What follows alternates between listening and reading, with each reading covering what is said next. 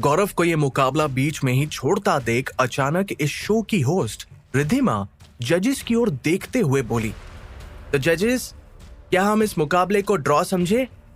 Draw. Riddhima की बात सुनते ही विद्युत ने गौरव की आंखों में देखा और दोनों ने एक दूसरे की ओर देखते हुए हाँ में सिर हिला दिया। विद्युत ने अपना सिर हिलाते हुए कहा, हाँ, ये मुकाबला ड्रॉ ही ठीक है।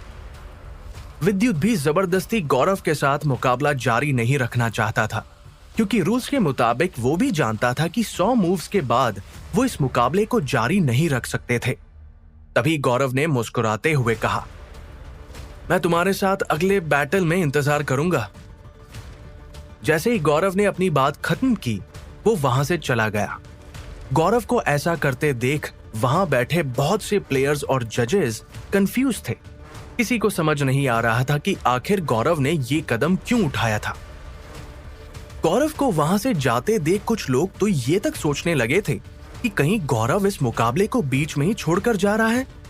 कईयों ने तो ये तक सोच लिया था कि एक बार गौरव यहां से गया तो वो दिल्ली शहर में दोबारा दिखाई तक नहीं देने वाला। देखते ही देखते गौरव सबकी नजरों के सामने से ओझल हो गया। दूसरे मुकाबले पहले की तरह ही चलते रहे, लेकिन गौरव और विद्युत की फाइट ने सब कुछ बदल कर रख दिया था। आगे होने वाले मुकाबलों ने एक तरह से अपना स्वाद ही खो दिया था। अब कोई भी आगे के मुकाबले देखने में इंटरेस्टेड नहीं लग रहा था।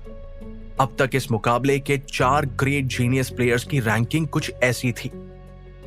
पहले नंबर पर थे विद्युत और गौरव, तीसरे नंबर पर था अमन, वहीं चौथे नंबर पर थी रिद्धिमा। सभी प्लेयर्स जजेस की इस रैंकिंग से सहमत थे।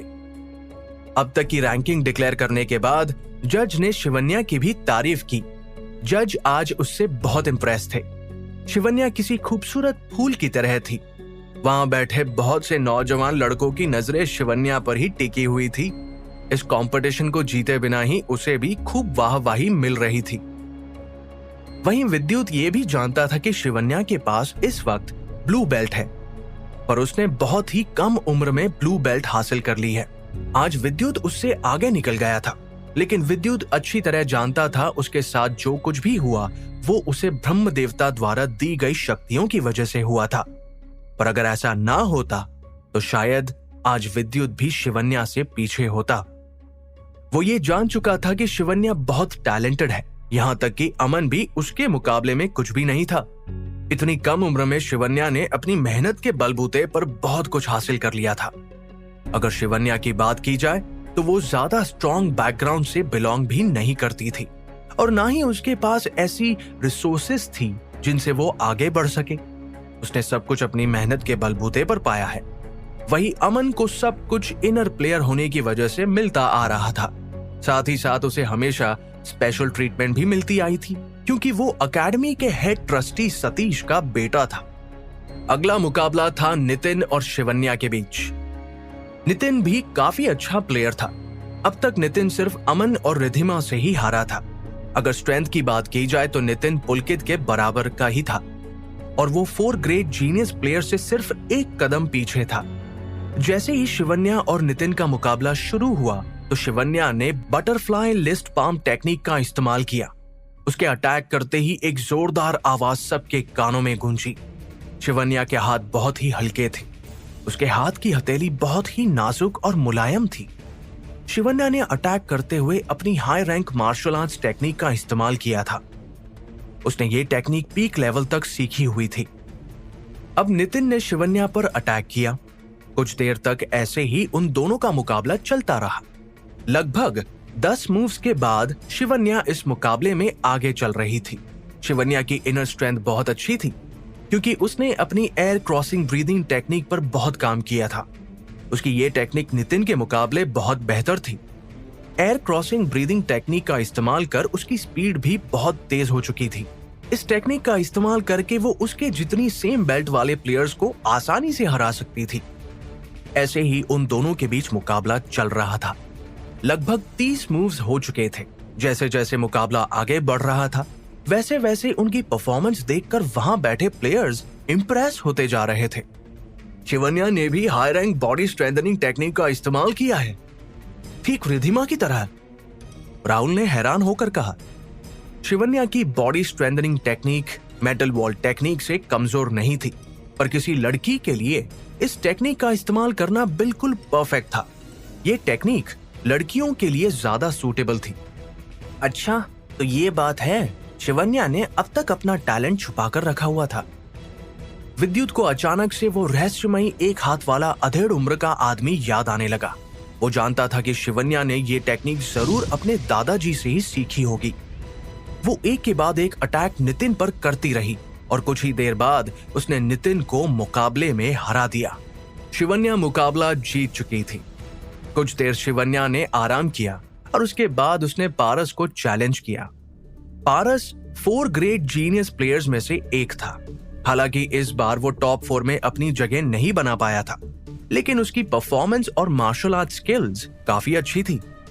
जैसे ही शिवन्या और पारस का मुकाबला शुरू हुआ तो पारस ने फ्लोइंग फेदर स्टेप और flowing feather flying cloud technique का इस्तेमाल किया। पारस ने उन्हीं 2 टेक्निक्स का इस्तेमाल किया था जिसमें उसकी स्पीड बहुत अच्छी थी। उसकी ये दोनों टेक्निक्स पीक लेवल तक पहुंच चुकी थी।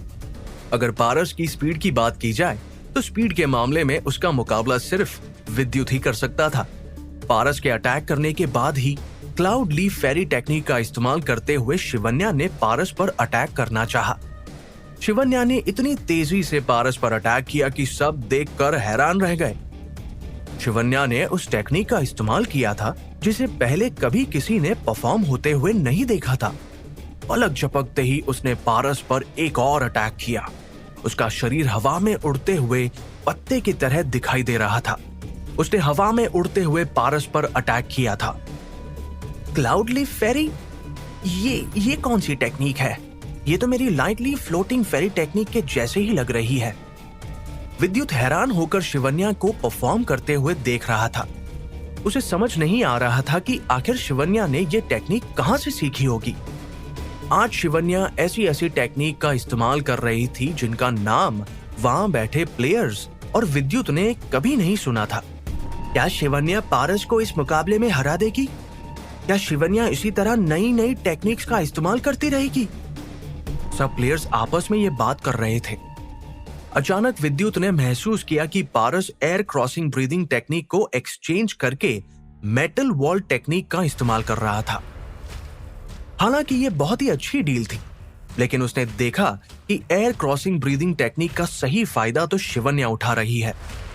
ये सब सोचते हुए जैसे ही विद्युत ने गहरी लंबी सांस ली तो उसने पाया कि पारस शिवन्या से हारने लगा है। अगर स्पीड की बात की जाए तो पारस शिवन्या से बहुत पीछे था, क्योंकि क्लाउड लीफ फेरी टेक्निक का इस्तेमाल करके शिवन्या उससे बहुत आगे निकल चुकी थी। लगभग 50 मूव्स के बाद शिवन्या ने पारस को बुरी तरह हरा दिया था। पारस को हराने के बाद शिवन्या को अपने से हायर बेल्ट वाले किसी एक प्लेयर को हराना था। इसके बाद वो 4 ग्रेट जीनियस प्लेयर्स में से एक बन जाने वाली थी। ये समिट खत्म होने में अब कुछ ही समय बाकी था। कुछ देर बाद शिवन्या ने ऐसा फैसला लिया जैसा किसी ने सोचा तक नहीं था। शिवन्या ने इस बार रिद्धिमा को चैलेंज किया था। 2 खूबसूरत लड़कियों के बीच बैटल होते देखना सबके लिए सौभाग्य की बात थी। 2 खूबसूरत लड़कियों को आपस में भिड़ते हुए देखने का मंजर ही इस इवेंट को क्लाइमैक्स तक ले जा चुका था। शिवन्या लगातार क्लाउड लीफ फेरी टेक्निक का इस्तेमाल करते हुए रिद्धिमा के अटैक को ब्लॉक कर रही थी।